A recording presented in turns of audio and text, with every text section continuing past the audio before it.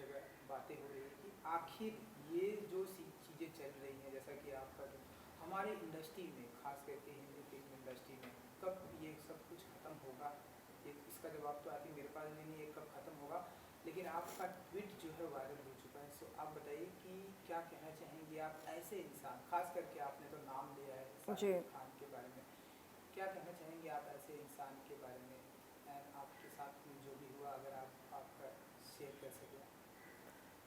देखिए, परसों जब मैंने जिया खान की डॉक्यूमेंट्री डेथ इन बॉलीवुड के बारे में पढ़ा तो अचानक मेरे ज़ख्म ताज़ा हो गए और मुझे याद आया कि कैसे साजिद खान ने अप्रैल 2005 में मेरा यौन शोषण किया था।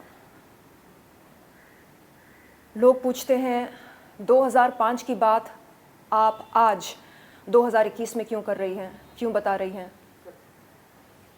इन लोगों को बता दूं कि बड़ा मुश्किल होता है इस तरह की बातें पब्लिक डोमेन में रखना। 2005 में मैंने अपना बाप खोया था। एक न्यूकमर थी मैं बॉलीवुड में, मुंबई नगरिया में। ये उम्मीद रखना एक 20 साल की लड़की से जिसने अपना बाप खोया हो और जो एक न्यूकमर हो कि वो ऐसे हादसे के बाद पुलिस में रिपोर्ट लिखाए या मीडिया को अपने इस अनुभव के बारे में बताए, बहुत ही अनरीजनेबल होगा। मैं कुछ साल पहले तक खुद को ही कसूरवार ठहरा रही थी इस बात के लिए। मुझे लगता था कि अगर मैं साजिद खान से मिलने नहीं जाती तो शायद ऐसा कुछ नहीं होता। और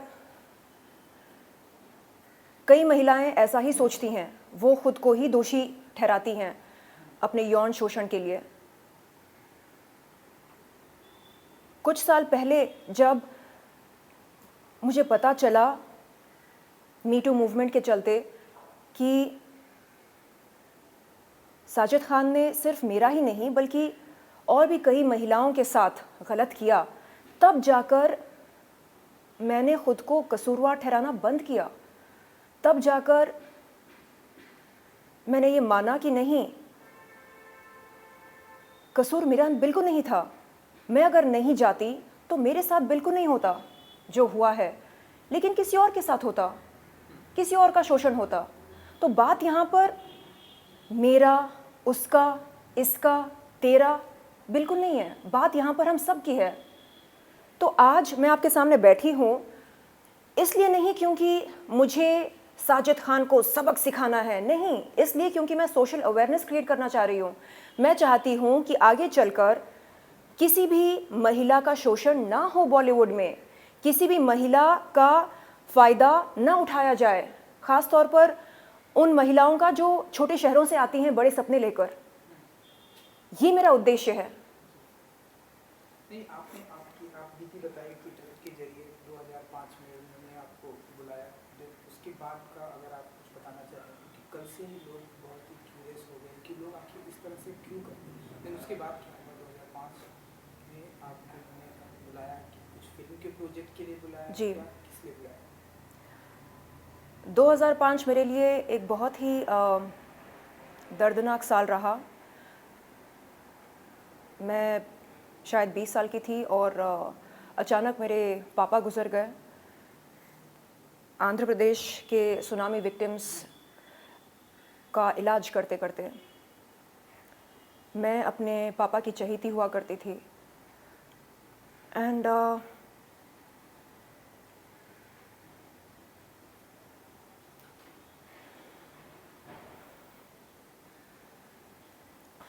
उन्हीं दिनों साजिद खान का कॉल आया था। उन्होंने कहा कि आपसे मिलना है, एक फ़िल्म करनी है आपके साथ। मैं बहुत खुश हुई ये सोचकर कि उनके साथ काम करने का मुझे अवसर मिलने वाला है, और उनके पास गई। लेकिन कभी दिल में ये डाउट नहीं आया था कि शायद मेरा शोषण होगा। नहीं, अगर ऐसा डाउट आया होता तो शायद मैं बिल्कुल नहीं जाती। और उनसे मैंने बताया भी था उनसे मिलते ही कि ऐसा ऐसा है। कुछ ही दिन पहले मेरे पापा चल बसे। मुझे लगा शायद थोड़ी बहुत सहानुभूति मिलेगी, लेकिन नहीं।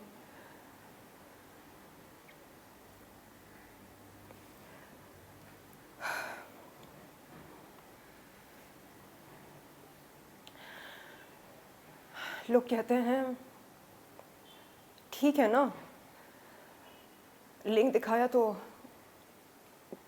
क्या बुरा किया। आप अंग प्रदर्शन करती हैं, आप सेक्स सिंबल हैं, आपके लिए बहुत आसान होता होगा किसी का लिंग अपने हाथ में पकड़ना। एडल्ट कंटेंट क्रिएटर मैं अब बनी हूँ। 2005 में मैं केवल एक महत्वाकांक्षी अभिनेत्री थी, एक एस्पायरिंग एक्ट्रेस थी। और चाहे महिला जो भी हो, एक अभिनेत्री हो या एडल्ट कंटेंट क्रिएटर हो, बाजारू औरत हो, वैश्या हो, डांसर हो, सिंगर हो, रैपर हो, आकर्षित हो या आकर्षित ना हो, माल हो या माल ना भी हो, तो किसी का कोई हक नहीं बनता कि वो अपना लिंग उसके हाथ में पकड़ा दे। ये जो माइंडसेट है लोगों की, जिसके चलते वो ये सोचते हैं कि ठीक है, चलता है, नहीं चलता है। यदि एक अभिनेत्री एक निर्देशक से मिलने जा रही है और निर्देशक फिल्म की कहानी सुनाते सुनाते अचानक अपने लिंग का प्रदर्शन करता है और अभिनेत्री से कहता है छूकर देखो ना और बताओ कैसा लगता है, तो ये मेरे ख्याल से एक्सेप्टेबल नहीं है और होना भी नहीं चाहिए। आप खुलकर बोलो कि देखिए, मुझे आपके साथ संभोग करना है, मुझे आपके साथ शारीरिक रिश्ता रखना है, संबंध बनाने हैं, मुझे अपना लिंग आपको दिखाना है, अपना लिंग स्पर्श करवाना है। खुलकर कहो ये बातें और फिर देखो इसका अंजाम क्या होगा।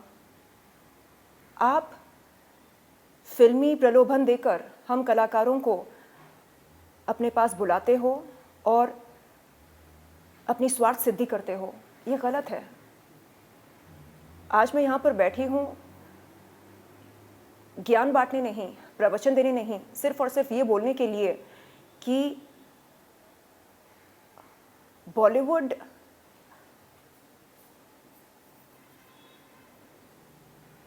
के तौर तरीके, ये अगर मुझे बहुत पहले समझ में आ चुके होते तो शायद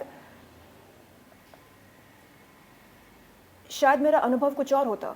लेकिन न्यू कमर्स को कोई बताता नहीं है कि देखो डिनर के कई सारे मतलब निकलते हैं, बचकर रहना। देखो कोई निर्देशक या निर्माता अपने पास बुलाए काम के लिए तो अकेले मत जाना, साथ में बॉडीगार्ड को लेकर जाना। इस तरह की ट्रेनिंग हमें कोई देता नहीं है।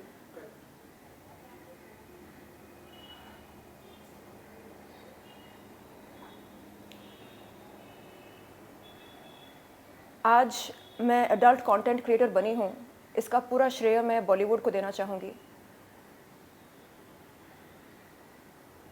बॉलीवुड ने मुझे एक एडल्ट कंटेंट क्रिएटर बनाया है। मैं तो यहाँ पर सिर्फ एक हीरोइन बनने आई थी। बॉलीवुड ने बताया कि हीरोइन बनने के लिए नमक का होना बहुत ज़रूरी होता है। मैं समझ नहीं पाई कि नमक एक्चुअली होता क्या है। नमक का सेवन तो हम सब करते हैं, तो फिर ये किस नमक की बात करते हैं। धीरे धीरे समझ में आया कि इन्हें एक्स फैक्टर की ज़रूरत होती है। मुझे याद है जब मैं बॉलीवुड के लीडिंग यानी मशहूर निर्देशक निर्माताओं के पास काम मांगने जाती तो वो कहते आप में वो बात नहीं है, और मैं उनसे पूछती सर कौन सी बात नहीं है बताइए ना। नहीं वो बात नहीं है जो जो सनी लियोन में है। अच्छा ऐसी कौन सी बात है जो उनमें है और हम में नहीं है? नहीं वो एक मशहूर पॉर्न स्टार हैं, आप कौन हो? आप तो एक मामूली एक्टर हो। अच्छा आज मैं उन सब से पूछना चाहती हूँ कि आज आपकी क्या राय है मेरे बारे में। लो बन गई मैं आपकी अपनी देसी सनी लियोन। अब क्या कहना चाहेंगे आप?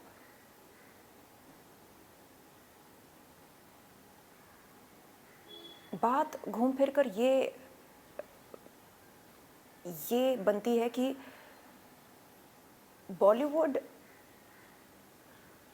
बॉलीवुड जैसे इंडस्ट्री में इतना दोगलापन क्यों है? यानी जो दिखता है वैसा होता क्यों नहीं है? इनका फंडा ये है बद रहो लेकिन बदनाम मत रहो। खुले में डिप्रेशन के नारे लगाओ, बंद कमरे में अगर माल का सेवन करना हो करो, बेशक करो। खुले में फैमिली सेंटिमेंट्स की बात करते हैं और बंद कमरे में लिंग स्पर्श करवाना चाहते हैं। क्यों? जो काम आप बंद कमरे में करना चाहते हो उसकी चर्चा करो खुले में, लेकिन नहीं बद रहो लेकिन बदनाम मत रहो। ये इनका फंडा है। मेरा फंडा बहुत ही अलग है, इसके विपरीत मेरा फंडा है। बदनाम होना मंजूर है लेकिन बद रहना बिल्कुल मंजूर नहीं है। मुझे बद नहीं रहना। मैं धूम्रपान नहीं करती, मैं शराब नहीं लेती, शराब नहीं पीती, मैं माल का सेवन नहीं करती हूँ, मैं ड्रग्स नहीं लेती, मैं धूम्रपान नहीं करती। लेकिन आप मुझे अपना आदर्श नहीं मानेंगे। क्यों? क्योंकि बद नहीं हूँ तो क्या, लेकिन बदनाम तो हूँ।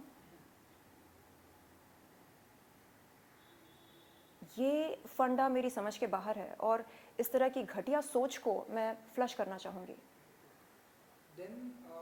ऐसे लोगों को नहीं चाहती शर्लिन जी कि ऐसे लोग जो है जेल की सलाखों के पीछे हैं, जिन आपने एक्शन नहीं लिया, आप ऐसे नहीं चाहती कि ऐसे लोग जो हमारी इंडस्ट्री में ऐसे जैसे कि आपने कहा कि बद होकर घूम रहे हैं, तो ऐसे जी लोग नहीं चाहते कि जेल की सलाखों के पीछे? देखिए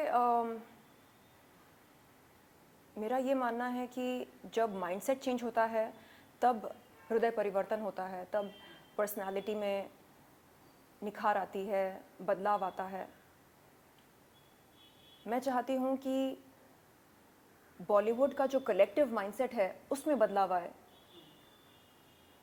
ये जो सेंस ऑफ एंटाइटलमेंट बॉलीवुड में एग्जिस्ट करता है ये ख़त्म हो जाए। इन्हें लगता है कि हम इनके बाप की जागीर हैं। जब मन चाहा अपना लिंग दिखाते हैं, जब मन चाहा अपना लिंग पकड़ाते हैं, जब मन चाहा डिनर के लिए बुलाते हैं। तो ये जो माइंडसेट है इनका, इसे बदलना होगा।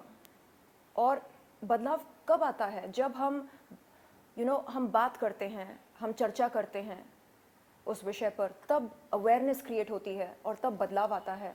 तो आज उसी उद्देश्य के साथ मैं यहाँ पर बैठी हूँ। मेरा उद्देश्य ये नहीं है कि उसे जेल हो जाए। चलो ठीक है, जेल जाकर बाहर निकल कर आएगा वो, कभी ना कभी तो उसकी सज़ा ख़त्म होगी, वो बाहर आएगा जेल से। उसके बाद क्या? साजिद खान जैसे कई लोग हैं इस समाज में। समाज का हृदय परिवर्तन हो। आप बोलते हैं अरे ये देखो, जो लड़की खुद अंग प्रदर्शन करती है वो बात कर रही है समाज में बदलाव लाने के लिए। हाँ, अंग प्रदर्शन करती हूँ मैं। कहाँ करती हूँ? अंतर्राष्ट्रीय अडल्ट वेबसाइट पर करती हूँ। अगर आपको पसंद है आप आएँ, सब्सक्रिप्शन लें और अडल्ट कंटेंट देखें मेरा। किसी के जज्बातों के साथ खिलवाड़ नहीं करती हूँ। इलीगल पदार्थों का सेवन नहीं करती हूँ। मर्डर नहीं किया किसी का, कोई बैंक नहीं लूटा मैंने, अपने टैक्सेस टाइम पर पे करती हूं, तो दिक्कत क्या है? नहीं, आप कैसे बात कर सकती हैं? क्यों ना करूं मैं? नहीं, आप कैसे उंगली उठा सकती हैं? क्यों ना उठाऊं उंगली? क्योंकि मैं अडल्ट कंटेंट क्रिएटर हूं, इसका मतलब मेरी कोई इज्जत नहीं है, मेरे कोई उसूल नहीं है, आदर्श नहीं है? शर्म तो आपको आनी चाहिए, क्योंकि डबल स्टैंडर्ड्स आपके हैं, मेरे नहीं है। दोगलापन आप में है, मुझ में नहीं है। मैं खुली किताब हूं, क्या आप बन सकते हैं खुली किताब? नहीं, आप नहीं बन सकते, क्योंकि आपको पसंद है बदनाम नहीं रहना, और आपको पसंद है बद रहना, यानी चित भी अपनी, पट भी अपनी। मुझे नहीं पसंद इस तरह जीना, एक नकाब पहनकर जीना मुझे नहीं पसंद। तो मैं चाहती हूं कि जल्द से जल्द उन तमाम लोगों के नकाब उतारे जाएं जो ये दिखाते हैं समाज को कि वो शरीफ हैं। जिस दिन शराफत का नकाब उनका उतर जाए ना, तब समझ में आएगा समाज को कि बॉलीवुड में शराफत कितनी है। इतनी कम है कि आपको ताज्जुब होगा, आपको शर्म आने लगेगी ये जानकर कि बॉलीवुड असल में कैसा है। मैं यहां पर बैठी हूं बॉलीवुड को बदनाम करने के लिए नहीं, मैं यहां पर बैठी हूं सोशल अवेयरनेस क्रिएट करने के लिए, ताकि आने वाले न्यू कमर्स के साथ शोषण ना हो, वो सतर्क होकर अपने प्रोफेशनल मीटिंग्स के लिए जाएं, वो जान लें अच्छी तरह से कि यहां पर क्या क्या हो सकता है और क्या क्या हुआ है। हम चाहेंगे कि ऐसे लोग जो है जल्द से जल्द लोगों के सामने उनका जो नकाब है वो सामने है। एंड इसके अलावा शैलेन जी, इन दिनों एक वेब सीरीज़ आई है तांडव, आपने देखी? आपका क्या पॉइंट ऑफ व्यू है इस सीरीज़ पर, क्या कहना चाहेंगे आप? तांडव देखी मैंने, और ऐसे कुछ सीन्स हैं तांडव में जिनमें हिंदू देवताओं का मजाक उड़ाया गया। मैं मानती हूँ कि मनोरंजन के लिए किसी भी धर्म के देवता को या देवी को हमें उनका मजाक नहीं उड़ाना चाहिए। यानी मनोरंजन के लिए क्या आप ऐसा करना सही समझते हैं? मैं नहीं समझती। देवी देवताओं का मजाक उड़ाना ज़रूरी नहीं होता, तो कृपया ये काम ना करें। फ्रांस में किसी टीचर ने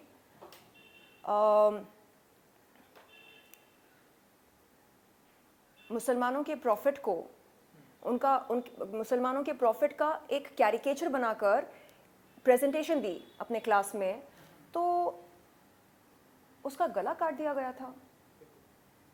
आप समझ सकते हैं कि टॉलरेंस नाम की चीज़ ही नहीं है वहाँ पर। लेकिन हमारे देश में देवी देवताओं का अपमान होता है और हम चुपचाप सहते हैं। क्यों? क्योंकि हमें सिखाया जाता है कि हम सहन शक्ति जो है, अपनी सहन शक्ति को बढ़ाएं और हम जिएं और जीने दें, हमें ये सीख दी जाती है। तो क्या हमारी अच्छाई का फ़ायदा उठाया जा रहा है? बेशक उठाया जा रहा है। और अब समय आ गया है कि हम बताएं इन लोगों को कि देखिए, अब आप हमारी अच्छाई का फ़ायदा नहीं उठा सकते। अगर आप वार करेंगे तो हमें पलटवार करना पड़ेगा। आप हमारे सेंटिमेंट्स के साथ इस तरह खिलवाड़ नहीं कर सकते। बस इतनी सी बात है।